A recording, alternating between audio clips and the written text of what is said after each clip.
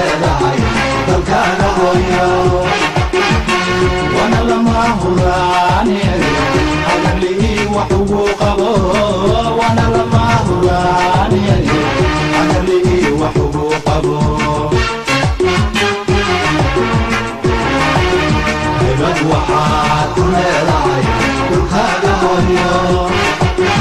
hibad waxaad ku leedahay dalkaaga hooyo wana lama huraane hagarlihii wax ugu qabo wana lama huraane hagarlihii wax ugu qabo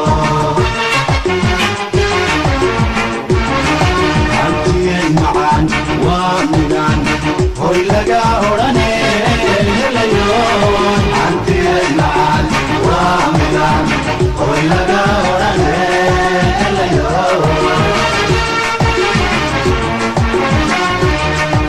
ugu horreynba waxaynu mahadnaqaynaa ka soo qaybgalayaasha sharafta badan ee ganacsatada iyo culimmada madaxda dowladda heer wasiir heer gudoomiye heer maayir heer saraakiil dhammaantoodba salaadiinta iyo maxalaqameedka dhalinyarada iyo aqoon-yahanka dhammaantiinba mahadnaq xafladda aad soo ajiibteen ugu horreynba waxaynu ku bilaaban doonaa قرآنك كريم من الشيطان الرجيم لا خير في كثير من نجواهم إلا من أمر بصدقة أو معروف أو إصلاح بين الناس ومن يفعل ذلك ابتغاء مرضات الله فسوف نؤتيه أجرا عظيما صدق الله العظيم. سير هربو شاغني برنامجكو واسكو دبريدكي غديدي ganacsatada gobolka oo la sameeyay guddi cusub iyo guddidii hore ee muddada xilka soo haysay sanawaadka oo xilkii insha Allah taala wareejinaysa ay xubnaha guddida ganacsatada ee gobolka Togdheer waxay ka kooban yihiin dhammaan qaybaha kala duwan ee ganacsatada waxaana ay ka kooban yihiin tiradoodu 32 xubnood oo ay soo doorteen ganacsatada gobolka oo dhami 32 waxay iska sii doorteen 7 xubnood oo fulina sidoo kale waxa la doortay 4 xubnood oo gudoomiyaha gudoomiye ku-xigeenka xoghayaha iyo maaliyadda ama khasajiga waxaan hadda ku soo dhaweynayaa insha Allah kulley sida oo sharmaarka ku bilaabay waa xilli dambe qof kasta oo 3 daqiiqo u qabtay waxaan isku dayay inaan koobo jazakumullahu khayran runtii waxay hore u oran jireen ذهب أهل الدثور وحديث ذهب أهل الدثور بالوجود فكيف حولها لها يا رسول الله أجرك يا قاطع مركزي على واسدة على صلاتي يصومتي صدقاتي سكني وبحنيا وعباداتي وحين ديري صدقاتك أنا نوح بحنا ما هنا تصبيح وسوق برية تحميدية تعليل مرة الله يقول صلى الله عليه وسلم انتي نسميه محمد سمعنا ذلك فضل الله يؤتيه من يشاء كسوى حوله وضيق لهي بحيو عدو دونا نفسية ما انت رتي مرهتي هل كان قيب كم إذا كان عسدتي لكياني وحين لنا هاي وصيدي عربتا يعنجرين ما أحسن دين والدنيا في رجل وما أقبح الكفر والفقر في رجل هذا يقول الدين iyo dunya ku kulanto Allah ku qurux badan aniga faqri iyo gaalnimana haday ninka ku kulanto Allah ku farxaa marka insha Allah waxaan aad u rajaynayaa caawa dadka halkan fadhiya ee sharafta leh madaxiisa jabaa in maal maadaama maanta ganacsata laga hadlay waxa laga hadlay maalkii baa la dhabarwaa waxaan leenahay diintuna way kasii horeysaa insha Allah diin waa lagu doomeynaa in diintana uga faa'iideysaan dadka dunyadana uga faa'iideysataan oo insha Allah if iyo aakhiro beertaan oo runtii waxa maanta gacanta ku haysaan waa wax khayr ah oo khayr ku shaqeysaan khayr ku bixisaan qodobkayga xil wareejinta waxaan horta cadaynayaa in ganacsatada gobolka Togdheer ay tahay muraayada bulshada inay yihiin dad aad iyo aad u ixtiraam iyo sharaf badan waxaan idin cadaynayaa inaanay jirin cid ugu dirqiday eray ha ahaato signal ha ahaato cid igu dirqiday inaan xilkan wareejiyo ama damacba ka galay gebi ahaanba oo yidhi macnaa aan ka arkay inay danacu hayaan oo doonayeen inaan kursiga fadho aad iyo aad baan bay ii sharfeen runtii aniga ayay xaggayga ka timi iyo saaxiibadaydii guddiga fulinta ila ahaa inaan noqoto sunne wanaagsan haddii ay wuxuu ammaano yihiin aad haysaa sunno fiican inay u noqoto in lagu celiyo ciddii ammaanada ku dhiibtay waayo wax waliba waqti bay leeyihiin waqtigaa haddii la gaadho waxaa ku fiican tahay inaad ammaanadii ku celiso ciddii lahayd waxaa kaloo muhiima qofku dee inaanu meeshii iska fadhiin oo aanu maxaanku dhahdaayey dee haddii xil loo magacaabay oo lagu sharfay inuu dee meeshii iska sii fadhiya in laga habboon yahay gosha hooyo waa laga koraa goodirkay tahay atraawi baa yidhi runtii laakiin waa xil aad u qabow waa xil dadkii bulshada ugu qiimaha badnaa aad u hayso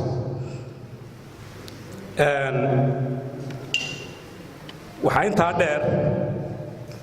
bulshada gobolka togdheer oo ganacsatadu ka soo jeedaa waa dad aad iyo aad u goba waa dad sharaf badan waa dad wax badan oo dadka kale ku xantaan ka duwan runtii marka aad dhex gasho ee aad qiimayso anigu maan ahayn reer burco intii ka horreysay 1991 1991kii January ayaan ka soo galay xerada Goonacad anigoo qori sita oo ay hogaaminayaan Xasan Kayd iyo Maxamed Kayd Axmed maalintaa ayaan qorigii ilaahay dalkayga xor nooga dhigay ayaan qorigii tiiriyey dabeedna waxaan u jeestay inaan u tabcado naftayda iyo bulshadayda ilaahayna waa igu guuleeyey saasaan burca halgankeeda ku soo galay burcana way abaal guday runtii waxaan caddaynayaa inaan xusuusan doono inay ii noqon doonto magaaladayda koowaad inta noloshayda ka hadhay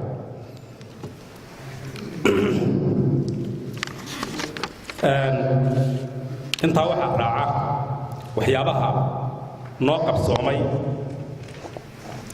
waxyaabaha aan xoogga saarnay waxaa ka mid ah in ganacsatadu isdhexgasho isku darsato laga baxo wax la yidhahdo family business wax weeyaan ganacsiga qoysku leeyahay intaanu meesha joognay waxaanu dhiiri gelinay in ganacsato badan oo reer togdheerihi ay wax isku darsadaan oo ay abuuraan ganacsi dad aan qaraabo wadaagin laakiin ay isu keentay saaxiibtinimo iyo vision iyo mission istaraatiijiyad dhismo shirkadeed oo horumarsan wayna jiraan dad fara badan oo ku guulaystay waxtaas waxay ka saaraysaa meesha qoqobnaanta bulshadu kala qoqoban tahay waxay xoojinaysaa isdhexgalka waxay korinaysaa waayo aragnimada soomaalidana waxay tiraahdaa bartiyaqaan bari uma korodho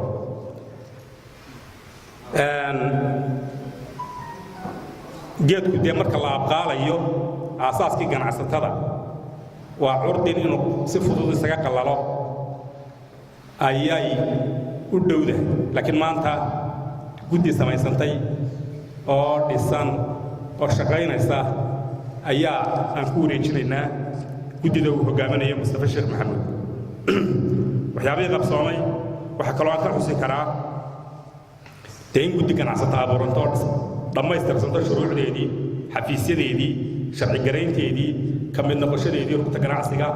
dayactirkii rugihii ganacsiga ee uu lahaa guddida ganacsatadu lahayd dib u maalgelintii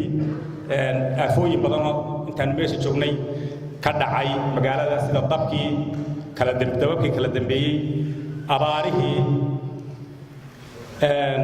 waxyaabahaan aad koo xusi karo waxaa ka mid ah guddida ganacsatada ama rugta ganacsigu ay hormuud ka ahayd kacdoomo yaryar oo qaabka biyaaladaysan u jiray oo ay hormuud ka noqotay inuu isu keento culimadeeda iyo dadkeeda iliidka iyo dadkeeda aqoonta leh dabeedna mashaakilkii halkii lagu damiyey waxaan xasuustaa inay markaanu isu keennay guddiyada iyo odayaasha iyo waayeelka ay ka dhasheen faham cusub iyo guddiyo cusub oo la dagaalama qabyaaladda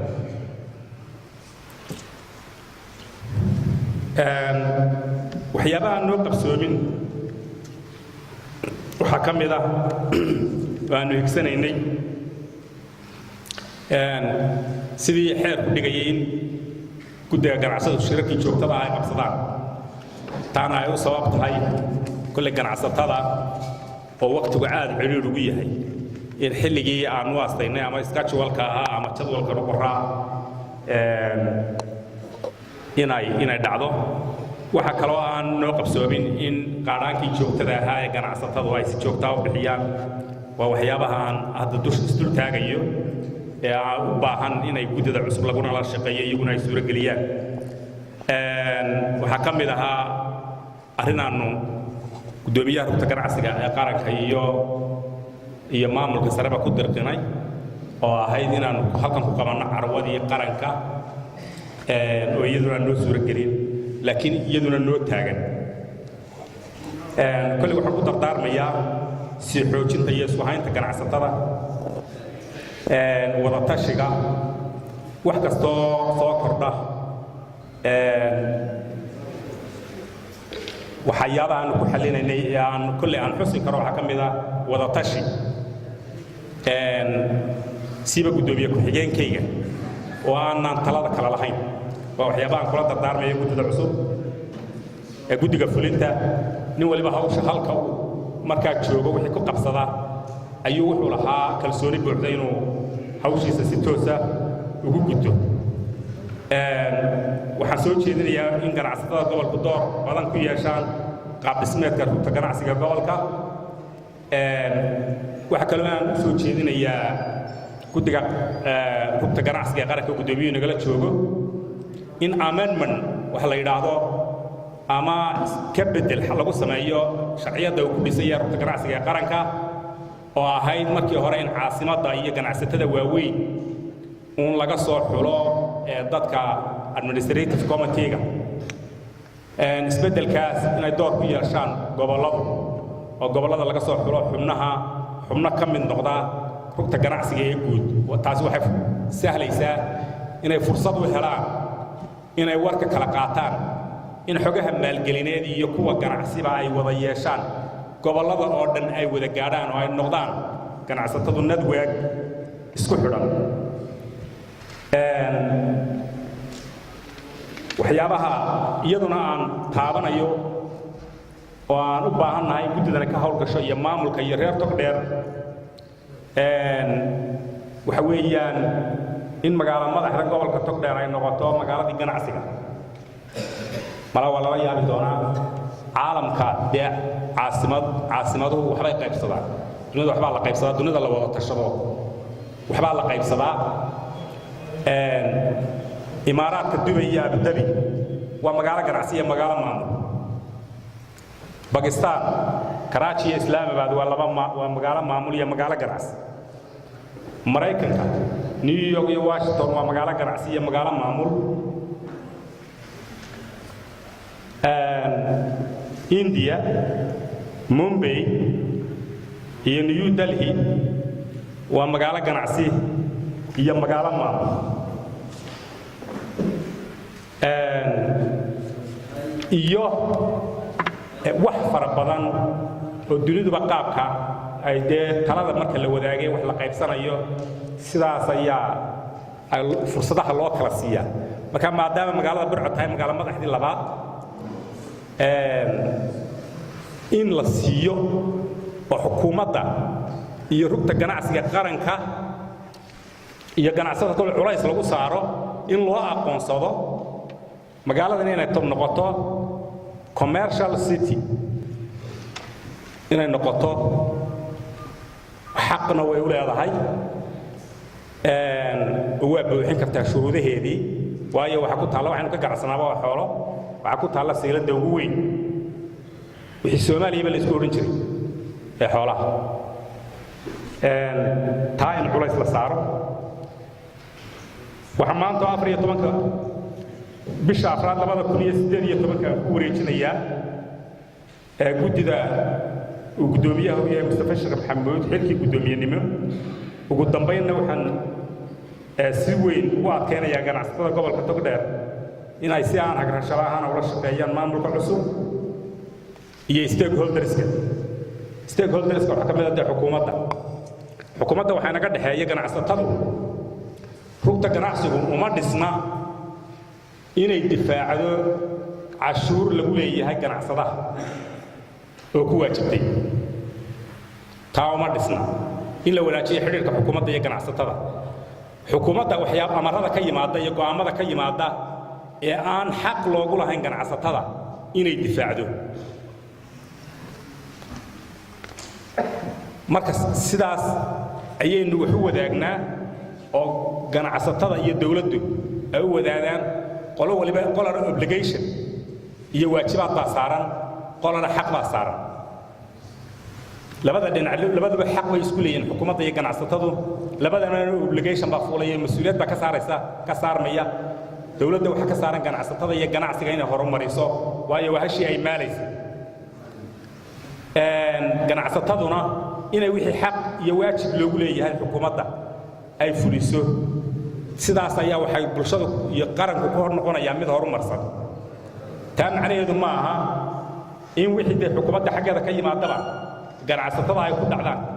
laakiin in la yiraahdo win-win approach ama in labada dhinacba guulaystaan xukuumadduna waajibaadkii qaran ay lahayd gudato ganacsataduna wixii ay xaq u lahayd dalka ay hesho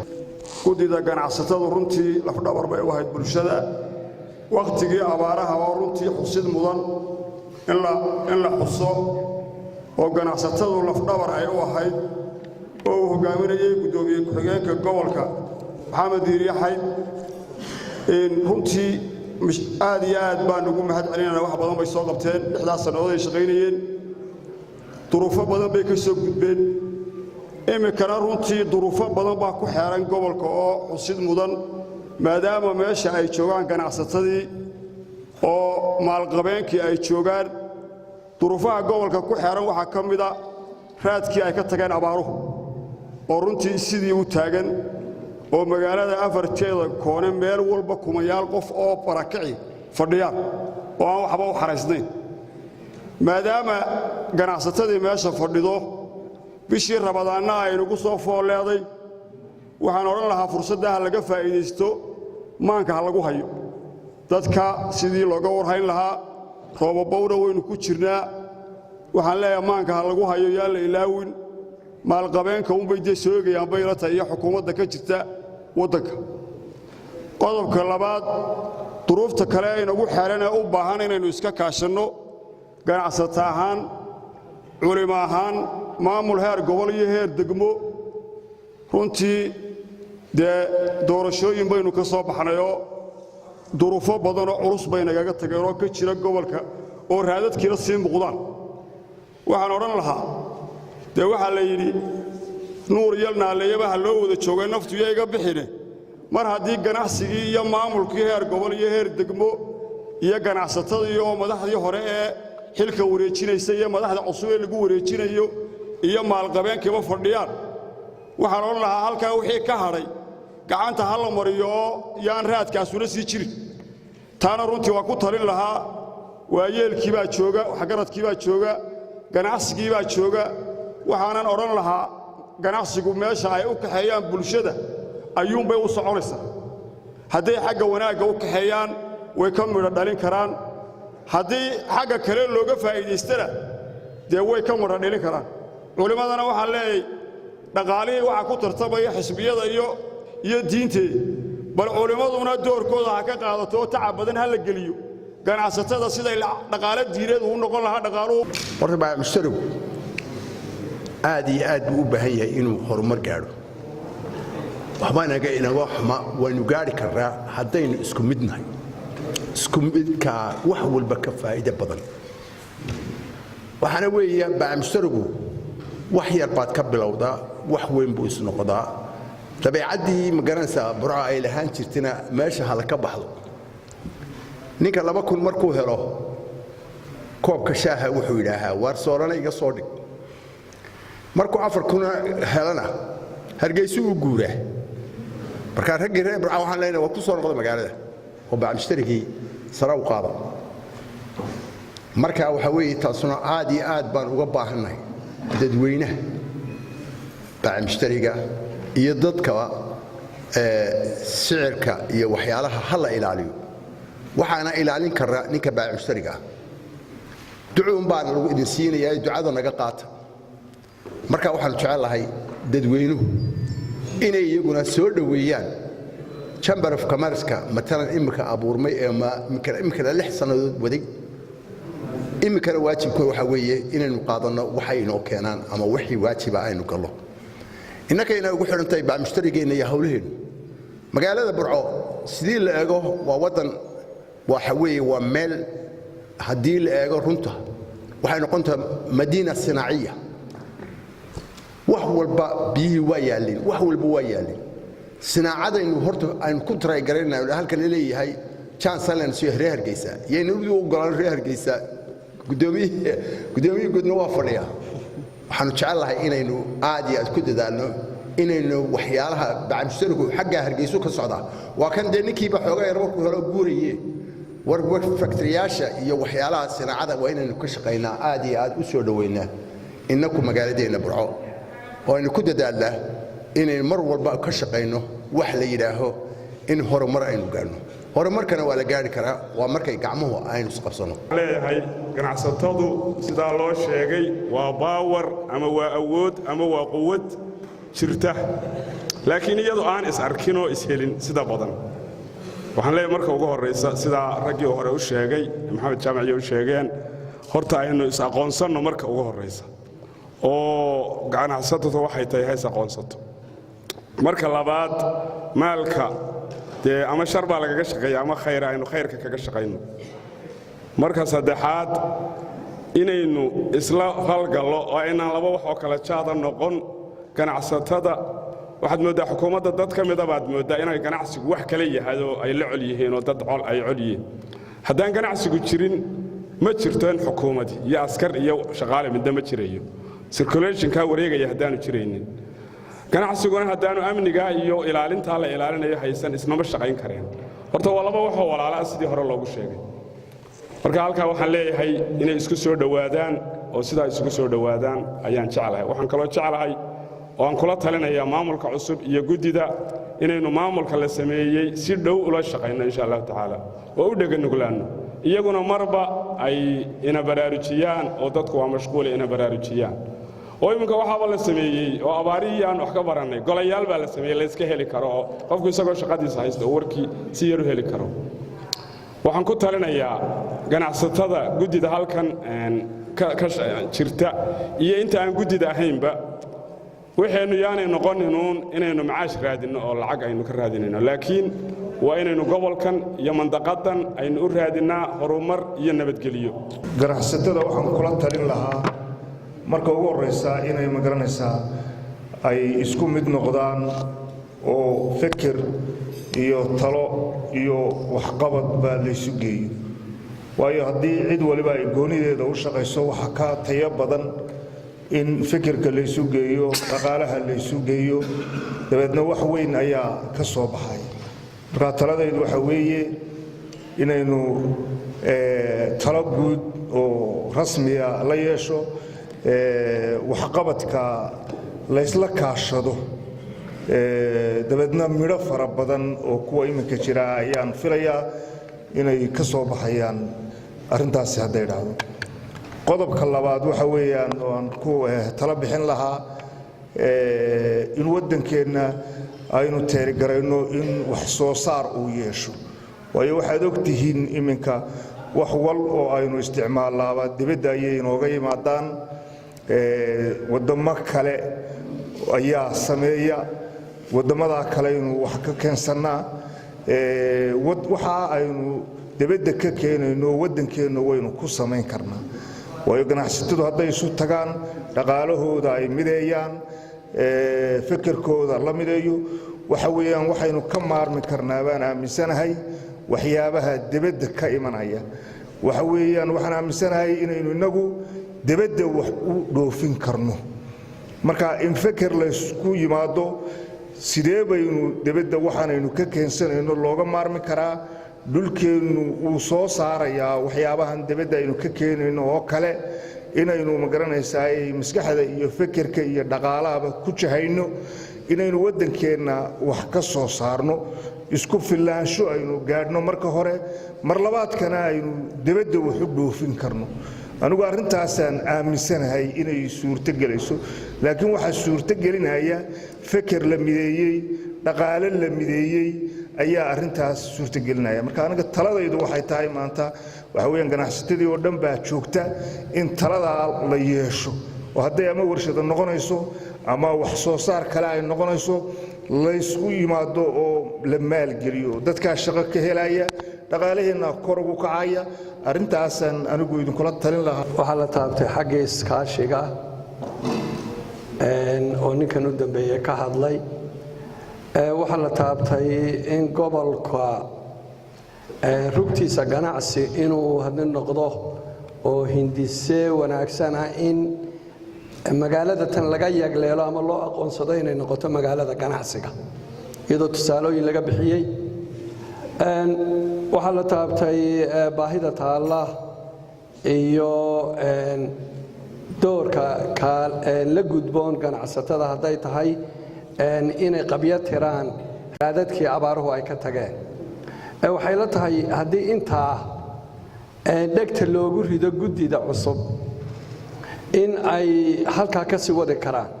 waayo xafladda tan waa mid xilwareejina ma aha mid aara haddii beedmaayo lagu ururinayay waxay la tahay in xilwareejinta ay mudan tahay in lagu koobo qolada xilkan la wareegaysana loo duceeyo oo loogu duceeyo inuu ilaahay xilka u fudaydiyo iyaguna talooyinkan imika halkan laga soo jeedinayay in badan wax ku oolka ahayd ay ka duulaan oo ka shidaal qaataan waxaan aad iyo aad uga hambaliyaynayaa oo u soo dhowaynaynaa oo insha allahu tacaala hiil iyo hooba la garab taaganna haddaanu culimmada nahay maamulka cusub ee rugta ganacsatada loo magacaabay uu hogaaminayo mustafa sheekh maxamuud iyaga waxaan leenahay xilka cusub ee laydiin gartay alla subxaanahu wa tacaala ha idiin fududeeyo inta laydinka fiilanaya in ka badanba alla subxaanahu wa tacaala ha idin karsiiyo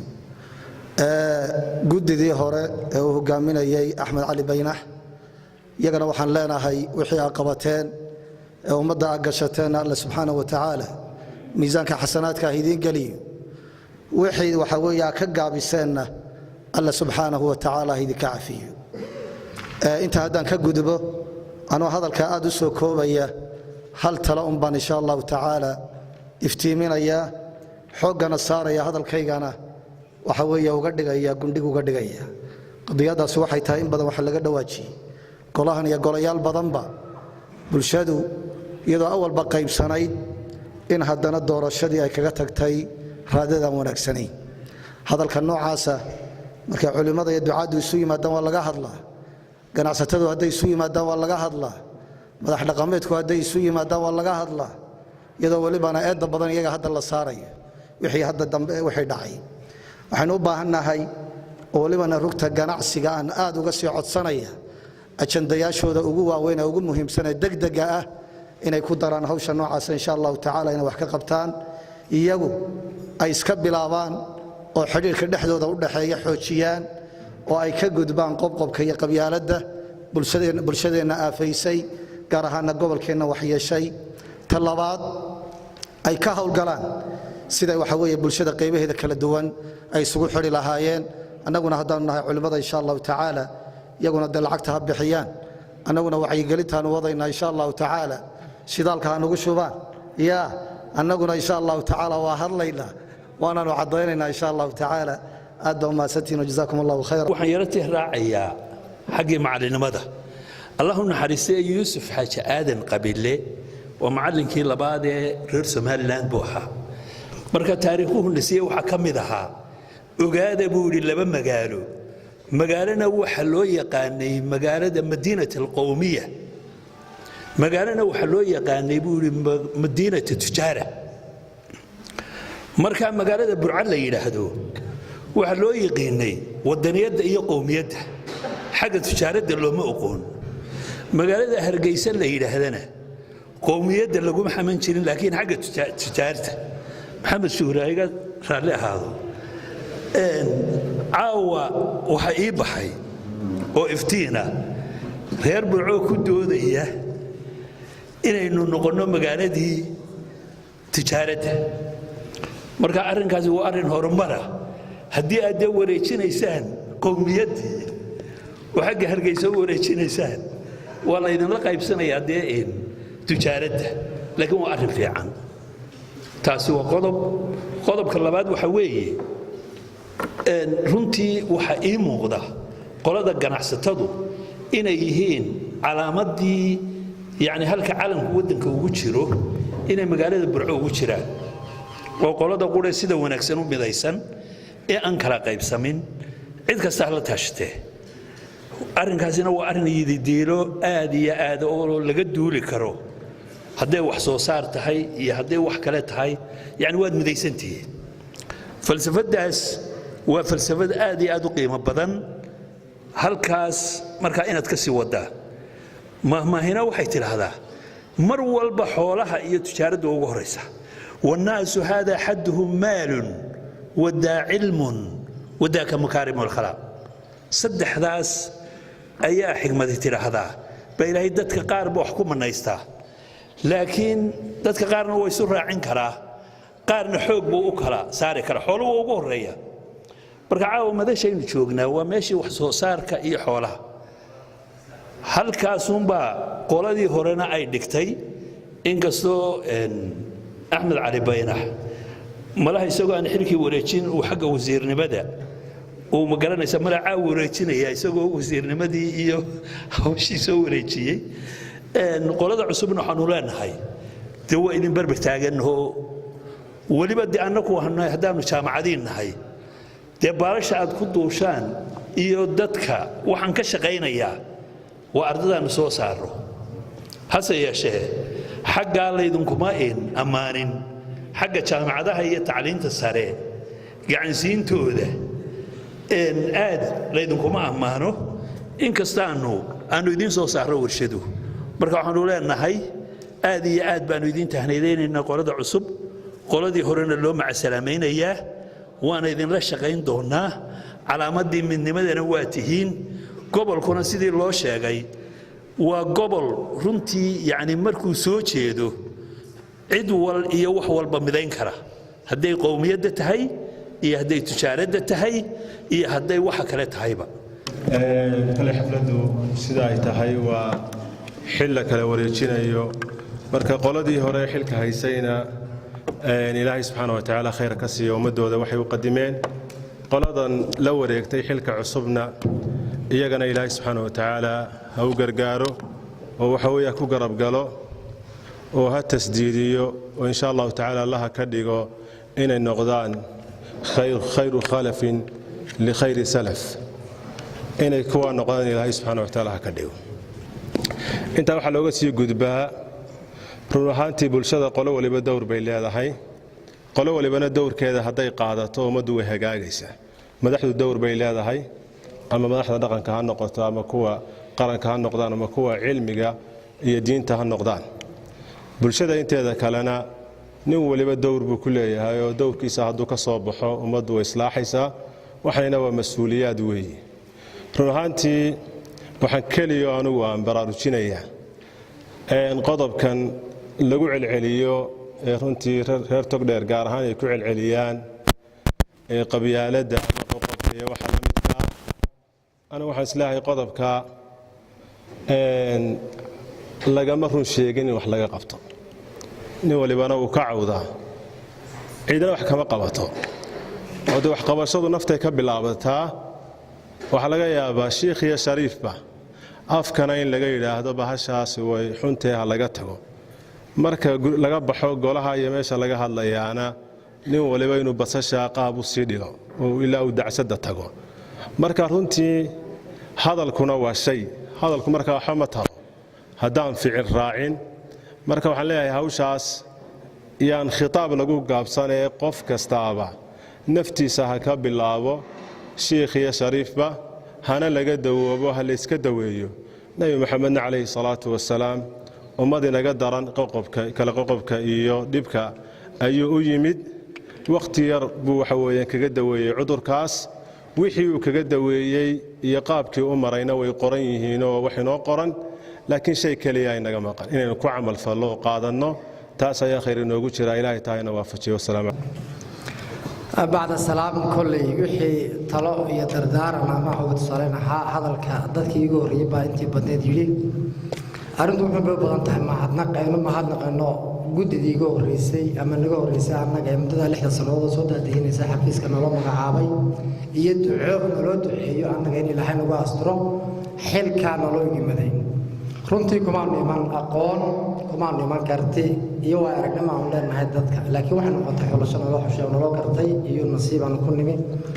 waxaan taasi ku meel mari kartaa oo marka iska garab taagtaan waqtiga iska kooban oo hadalka soo tukoobaya waxaan jecelahay in aan iftiimiyo howlaha laga rabo horta marka hore rugtan ganacsiga ama chamber of commerce ka regionalka ayaan ahayn kii international ama ahaa kii wadanka waxyaabaha ugu muhiimsan ma hadafka guud ee ay tahay in loo aasaaso ee uu qabtaa waa kor u qaadida iyo horumarinta ganacsiga gobolka daryeelidda iyo ilaalinta ganacsatada ururinta iyo dhageysiga cabashada iyo carqaladaha hor taagan ganacsiga gobolka matelidda iyo u doodidda xubnaha ganacsatada ee gobolka difaacidda danaha ganacsatada iyo dhaqaalahooda iyo ganacsigooda iyadoo la waafajinayo hab sharci ah rugta ganacsiga waxaa waajib ka saaran yahay inay kor u qaado tayada adeega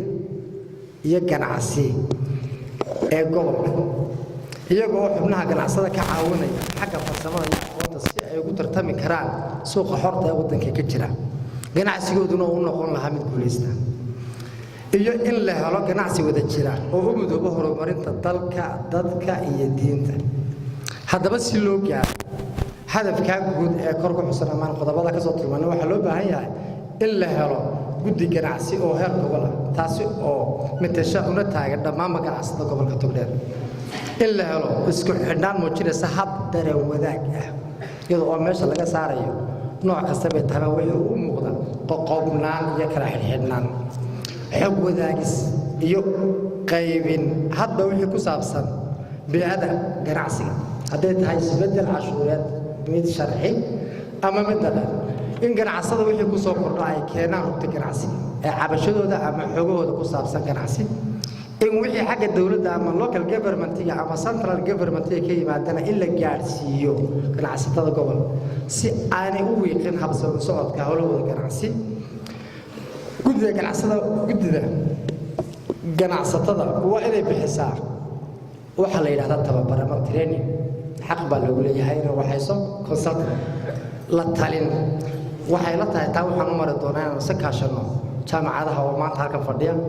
ma aha waxa laga yaabaa ganacsatada marka laga hadlayo meel goob kasta oo ganacsi 4-5 tira ay tahay waxa laga yaabaa dadka jaamacadaha database loo dhigta lacagta laga bixiya صح sidoo sheegay professor Ligo iyaga soo saaray dadka dadka ka shaqeynayana waxa laakiin loo baahan yahay in anaga gacansiiyaan si loo maamulo dadka ganacsiga rangareeya iska leh ee non formal education soo maray oo kale ama dadka waxbarashadooda ay gaab ku dhacaan oo kale laftooda dadkan ay soo saarayaan aanay ka dhigin dad shaqo door ah aan u baahanahay in soo saar dad entrepreneur oo hal abuur leh waxaan muhiim ah uga faa'iideysanayaa runtii waqtigan aan kan marday fadhiya jaamacadaha intii badnayd markay ardadu ay qalin jebinayaan mesela businesska ay dhigtaan waxa laga yaabaa in topic loo asay garay thesis ay ka qoraan in badan aan arkay kuma saabsana habka aynu u noolahay ama bulshadeena ma aanu ganacsano Afrika iyo Asia meel kale wax ka qoraan waxa ka qoro badan in la qoro bal gobolkan wax topic loo asay garay la qoro haddii aynu helo research dhab ah ama articles laga qoray wixii suurtagal ah business opportunity jira laga sameyn karo gobolkan inta la kala saaro boqolka qof ee qalin jebinaya shanta ay soo doortaan gudoomiyaha jaamacadu ay rugta keenaan ganacsiga waxay ka caawinaysaa dadka dibadda ka yimid ama dhaqaalaha ay wadanka joogay haddii ay u baahdeen inaanu ku baarno ama aanu ku dhiirigelino inay businesskan jira abuuraan annagoo copyrightka dadkii lahaa ee waxaan qorano xusi doono haddaan taa la helin waxay noqonaysaa in wax badan meesha ka maqan tahay runtii doorkaas uu ka maqay waxaan u baahannahay in si dhab ah waxyaabaha jira waddan diin baynu joognaa aan meel wada la bixin wax fursado badan baa ka jira jaamacaduhu waa ku baraarujiyaan dadka ay dhigayaan inta shahaado soo qaataan inay istortaagin goobaha shaqada shaqo weydiistaan laakiin inay abuur ama fikrad gadmaysa keenaan wayna soo saaraan taa lafaantooduna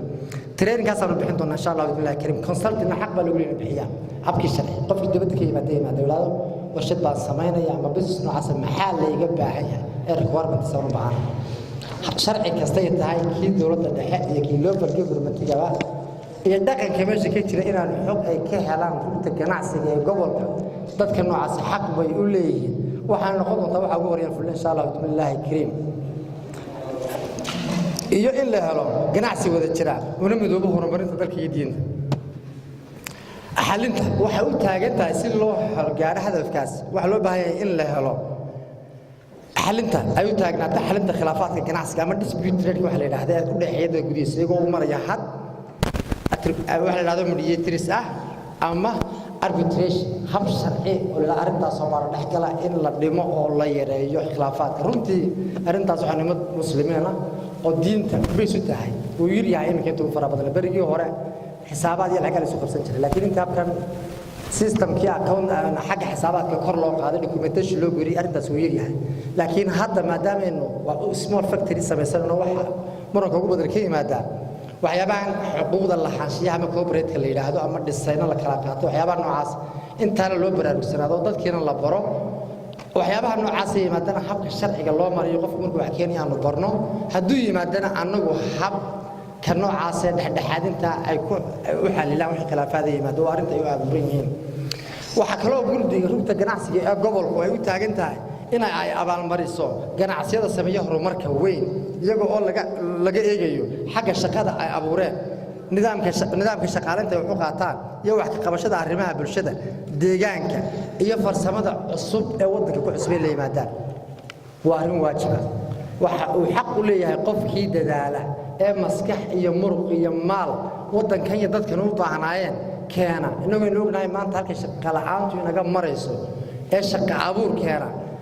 in la qiimeeyo sanad ama laba sano ka saban qoto la siiyo rewards ama abaalmarin lagu abaalmarinayo dadkeena shaqo la'aantu ay si shaqaaleeyay lagu abaalmarinayo wixii inaga maqnaayo keenay lagu abaalmarinayo horumarka uu bulshadu sameeyay haddii noqoto qofkii wax xumeeyay qaad keenay iyo kii horumar sameeyay isku si loo dhaqmo runtii waxay noqonaysaa in xaggi motivation ama dhiirigelintii keeni mayso arrintaasna waa inuu taagan tahay runtii runta ganacsiga iyo sidaas sallamada in aad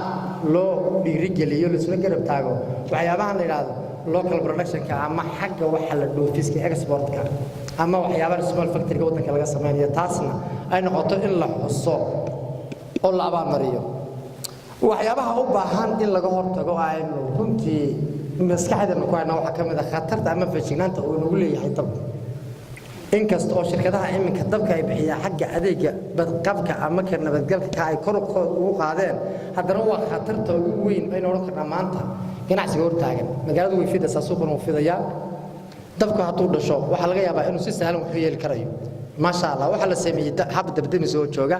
laakiin waxa jira saddex wax oo iskaabsada marka dabka laga hortagay koow waa dabdamis la helo wuu jiraa maanta laba waa in biyo la helo meelaha centralka ah ee ganacsigu ku xoogan yahay waxa la dhigaa dhoomo biyuhu diyaar yihiin haddii dab kaco dhoomaha booyadu ay galaan inta laga soo dhaamanayo buqleeya ama la qabanayo bankiijiga jaaliyada waqti badan baa dhacaya xitaa dabdamiska yimaada dab biyo u dhamaanaya meel uu qabanaya marka wasaaradda wakaaladda biyaha iyo dowladda waxaan ku codsan lahayn in ay keenaan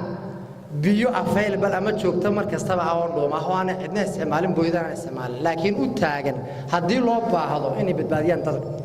waxa laga yaabaa wadooyinku waxay xidhaan dabkay kala qabtaan iminka wadooyinkiisa sadaqada loo dhisay wax loo dhigay way xidhmeen dabka si rusaal kaca meel fog buu si sahlan u gaari karaya arrintan maskaxda mar kastaba ku hayna waa muhiim waxa kale oo kamid ah cimilada isbedeshay iyo abaaraha lagu soo noqday waxay saameyn ku yeesheen habkii bulshadeenu nooleed waxa laga yimid miyigi waxa la soo galay magaaladii iyagoo nolol raadis doonaya ayay ganacsanayaan waxaad moodaa hab intii loogu talagalay ama ka banaanid magaalada ee ganacsiga dadweynaha ama bulshada loogu talagalay inaanay qaadayn maanta dadka jooga ay wadooyinkii maran yihiin ay xidheen ay waxaysan yihiin iyagoo u dayacan roobka iyo bacad in dowladda hoose iyo cid kasta ku shaqo leh loo tilmaamo inay arrintaasi u dhug yeeshaan muddada soo socota innaguna wixii suurtagal aynu ka qaban karno intaynu haysanayn kara sida ugu wanaagsan ee fisha si looga faa'iideysan karayo loo waxeeyo ganacsiga haddii wadooyinkii xidhmaan mid bay waxyeelayaan iyagina inay ganacsadaan xaq bay u leeyihin marka in habkan la basriyo dadkan aynu ku talagalno in aynu meel geyno waa arrin muhiima meesha taalla xoojinta amniga xagga amni darrina ma hayso laakiin waxaa jira waxoogaa shaqaaqaa markaad iminka waraysta dadka ganacsiga ku haysta lokeeshinada ka baxsan suuqa dhexdiisa hadday gaadho bacdal maqribka waxa ay baqdin ugu jiraan in la boobo hantidooda yar ay haystaan dadka wax laga iibiyaana waa carruur iyo dumar iyo dadka noocaas dadku waxay ugu jecel yihiin ugu nugulina waa kuwa haddii la yidhaahdo qof baa toore la geli in yar baa mobil lagu dilay magaalada simir dadku ka guuriyaan waxay guuriyaan hargeysa iyo kala amaana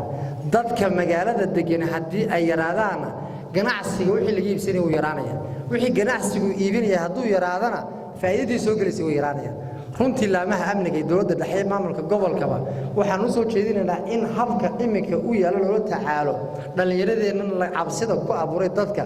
in gacan bira lagu qabto taasi waxay ku haysaa hagardaamo iyo baqdin joogtaa ganacsatadii waxay dhacday iminka magaalooyinka meheradaha qaar 7 gaadha in la xidho ama la boobo arrintaasina waa arrin u baahan runtii inaynu gaadho hal kuma soo koobi karo waqtiga kooban midka ugu muhiimsan aan isla helaan doonaa xuso si looga mid dhaliya hawsha baaxadda leh aan kor ku soo xusay waxa loo baahan yahay in xafiisku yeesho ila dhaqaalo oo u suurtagelisa u qabsoomida hawlihiisa taas cid laga sugayaa waxaan u maleynayaa inay noqonayso ganacsatada maamulkii gobolka maamulkii degmada uu ka maqan yahay runtii meesha golaha deegaanka hadday joogaan waxaan u jeedin lahay codsi wax kale hadday iska daayaan habka sharcigu wuxuu noo jideeyey inaanu ka helno waxaa laga yaabaa habka iminka loo guuriyay wax loo iibiyaa waa hab program accounting ama waxa lagu shaqeeyaa kombiyuutar ma aha in 10 meheradood oo isku magacaada macaan inay macmiil ku noqdaan qaabka aad u shaqeynaysaa diidaya dad suuqa dhex martay iminka waxaad arkaysaa intaas oo meheradood oo isku magaca waxa nidaamiye oo u xil saaran guddiga ganacsiga iyo dowladda hoose qofkii liisan qaadanaya way noo soo dirlaan anagoo lacag yar oo 20 kun wax dhaamaan ka qaadayna markaanu gelin database-ka waxaan lahayn magacan waa leeyahay wax kala samayso si dadka ganacsanayana shaqadu ugu fududaato annagana waa dhaxyar nooga soo galaan iyaga laftoodana aan u daryeeli lahayn arrintaasna si meelaha ugu habboon ay soo gali karaan weeyaan in ganacsada gobolka ay isbarbar taagto ruta ganacsiga ee gobolka xafiiska ruta ganacsiga ee gobolka dheer inuu la yeesho xiriir dhow iyo wada shaqayn guddiga chamberka ee heer qaran oo maanta guddoomiyaheedii inala fadhiyo aan runta uga baahannahayna kaalmo iyo isgarab taag in maamulka dowladda hoose ay naga gacan siiyaan hadba wixii aan uga baahanno intaasoo dhan waxaa saldhig u noqonaya maamulkan guddida joogtada ah ee loo doortay maanta guddiga ganacsatada in aanu ku shaqeyno waxaan ballan qaadaynaa in aanu ku shaqeyno xeer naloo dhiibay ee u dejisan guddiga ganacsiga wuxuu noqon doonaa wixii naga kaasoo bays noo ah waxa aan soo sheegay inta ka badaniba meesha wuxuun bay noo qabsoomi karaan markaanu helno isgarabtaagiina iyo wada shaqayntiina wabilaahi towfiiq anoo ku hadlaya magaca wasaaradda horumarinta maaliyadda iyo magaca isuduwayaasha gobolka togdheer waxaanu wada shaqayn dhow leenahay hay-adda ganacsatada ee chamber of commerce waxaan aad iyo aad ugu mahadnaqayaa guddidii hore u soo shaqaynaysay ee aanu soo wada shaqaynaynay ee hogaamiyaha ka ahaa axmed cali bayrax waxaan leenahay aad iyo aad baad u mahadsantihiin muddadii aan soo wada shaqaynaynay aad baan idinku mahadnaqaynaa wada shaqayntii wanaagsanayd eena dhex martay waxaan aad iyo aad u soo dhowaynaynaa guddida cusub ee ganacsatadu ay magacowday waanu leenahay saaxiibayaal soo dhowaada cidda ugu mudan inay idin soo dhowaysaa waa wasaaradda maaliyadda iyo wasaaradda ganacsiga oo kambool aad wada degan tihiin runtii shaqaduna ay idinka dhexayso si toosa iyo si dadban labadaba waxaan hambalyaynayaa qirayaana inay si fiican 6 sannadood ay xilka hayeen ay u guteen oo xafiiska ay iyagu abaabuleen oo hirgeliyeen oo marxalad adag ahayd guddidii hore uu hogaaminayay Axmed Cali Baynax inay hawshaas si wanaagsan uga soo baxeen oo intii laga filayay in ka badan bay qabteen baaqinaya xiriir wanaagsan iyo wada shaqaynina ay naga dhaxaysay oo isku xidhi jireen ganacsatada gobolka iyo xarunta dhexe ee rugta ganacsiga qaranka guddida cusub ee bedeshay oo hogaaminaya Mustafa Sheekh Maxamuud waan u ducaynaya in Ilaahay subxaanahu wa ta'aala xilka loo igmaday oo ku asturo arrimaha ugu muhiimsan ee u yaalla waxa weeyaan sidoo Axmed sheegay rugta ganacsiga iyo ururada ka farcama ma guddiyada ka farcama goboladu uma abuura keliya in cashuur dawladdu ay ku waajibisay iska difaacaan waxay u abuuran yihiin inay horumariyaan ganacsiga inay isku xidhaan ganacsatada mahantilada gaar ahaanada qaranka iyo xukuumadda oo kala dabqaadaan inay talooyin keenaan lagu horumarinayo ganacsiga sidaa awoodeed marxaladdan soo socotay guddidan cusub ee maanta aynu u fadhino xilli wareegidoodii waxaa looga fadhiyaa laba arrimood baa ugu muhiimsan hawl badan guddoomiyahaas runtii arrimo fara badan buu tahay oo waajibaadkooda waxaase ugu muhiimsan kow inay sii adkeeyaan isku xidhka ganacsatada iyo maamulka gobolka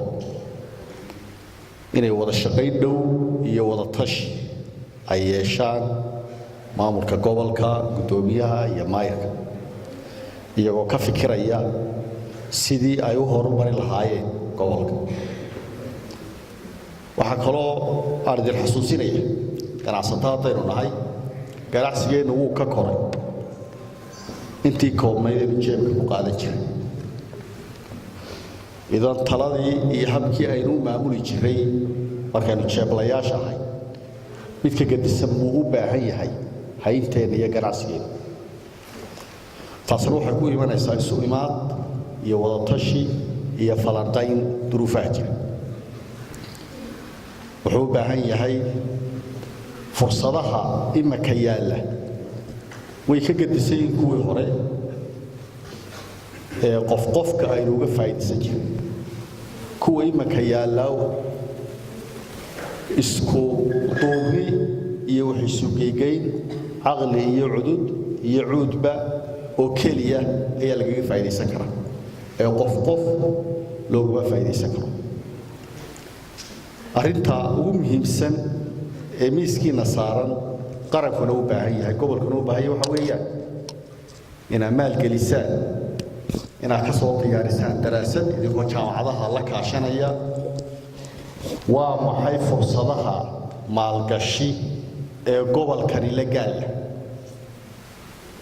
idinka cid walba wuxuu ogaalsan markaa taa keentaan taasaa madaxweynaha qaranku u iibgeynaya guddoomiyaha rugta ganacsiguna iibgeynaya arrinta ugu muhiimsan ee xilligan ina hor taalla su-aasheeduna ay dad muxuu ahaa ay imaka taagan tahay arrintaa weeye arrintaa ina culi saartaan aada uga fikirtaan arrimaha kale hore u hayseen ee guddida haysay isku xidhka bulshada iyo ka qayb qaadashada arrimaha jira gobolka ee horumarineed iyo gargaarba iyadana runtii dee hashii gobolka u irmaanayd baati hayloobina hashii gobolka u irmaanayd ayaati waxaa xaq ugu leedahay maadaama taatiin laydigu ixtiraamo oo si wanaagsan laydiin maalo idinkana waxaa xaq laydinku leeyahay inaad si hagarleeya dadkiina u jaqsiisaan oo ugu dhibirsanaataan oo duruufahooda iyo arrimahooda heegan u ahaataan oo ka qayb qaadataan waxba ku dheeraan maya intaasoo guddoomiyaha wax badan xusan waxaa runtii iyadana fursada in guddoomiyaha gobolka oo ah dee madaxweynihii gobolka isaga ay khuseeyay inuu yahay dee bahdiina oo ganacsada gobolkana dee ka soo jeedo u dhashay idan waa fursad kale oo isfahamkii iyo wada shaqayntii ayaa fududanaya nin dhalinyarana inuu yahay furan sida aawadeed waa inay ka duwanaadaan isu imaatinkiinu kuwii hore macshuur la isku weydiinayay ama arrimo kale oo marxaliya waa inay u bataan oo guddoomiyaha gobolku runtii isaguna doorkiisa qaata ugu hogaamiya shirar la iskugu imanayo lagaga tashanayo gobolkeenu saynu horumarina higsi iyo hanqaltaag wanaagsan oo caasimadda kula tartamaysa Abu Axmed Xuseen waa loo baahan yahay waxaan qiraya inuu gobolkan u leeyahay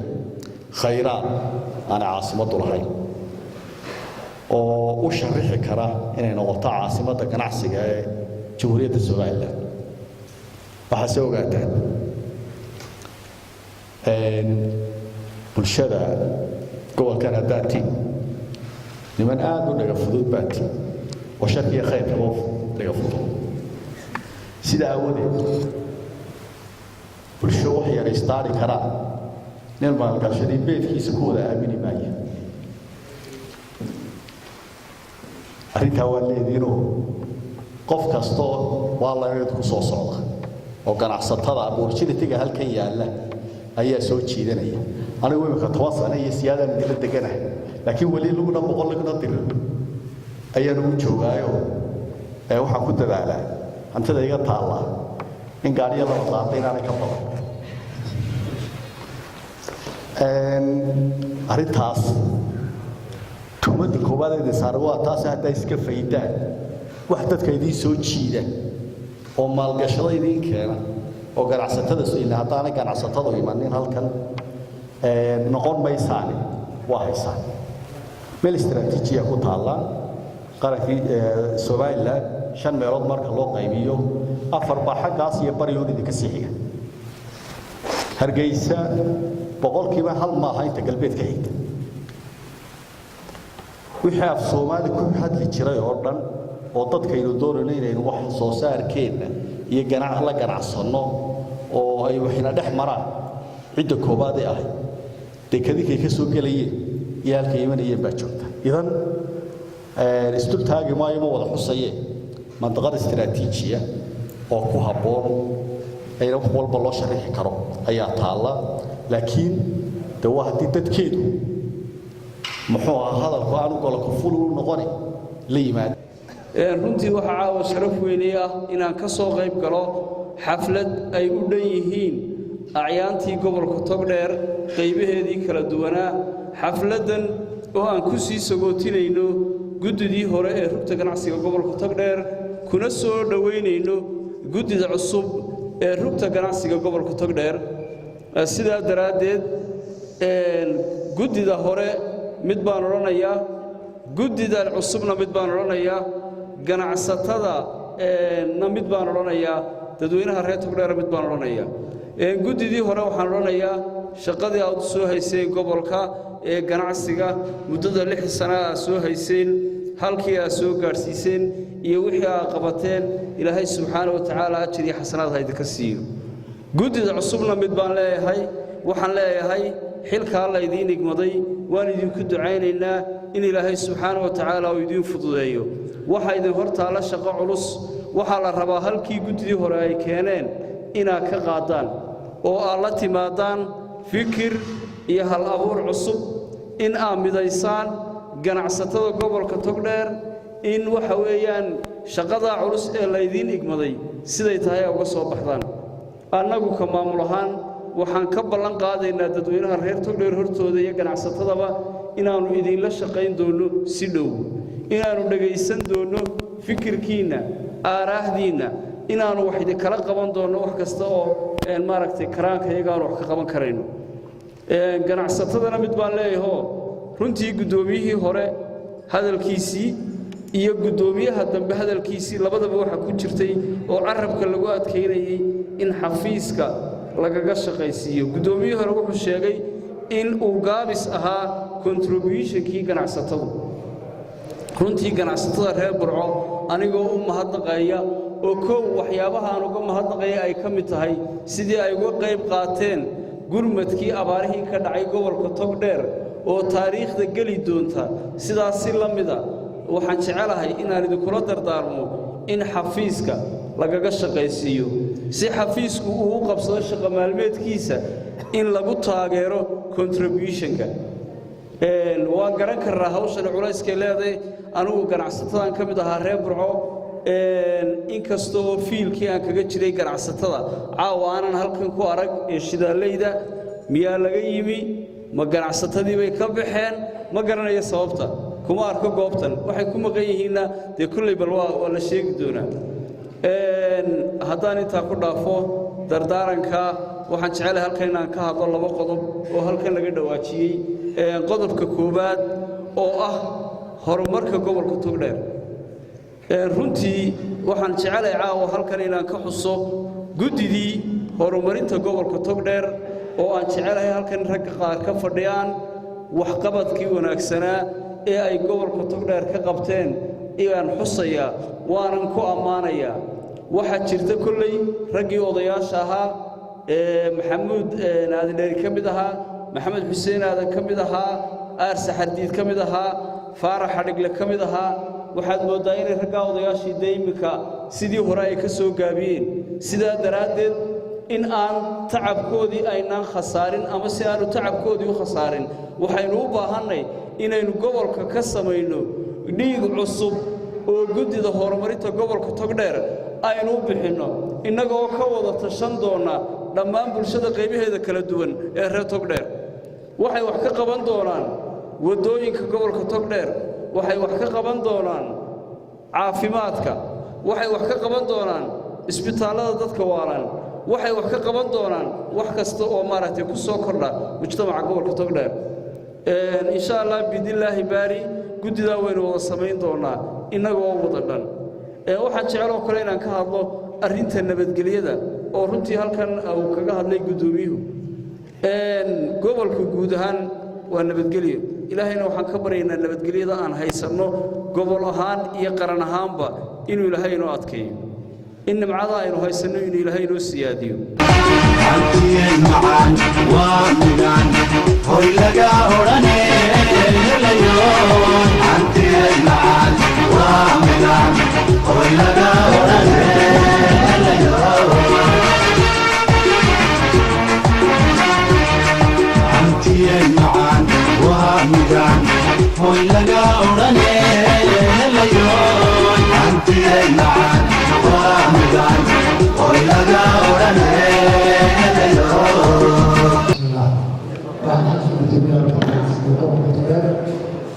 Aku berdua,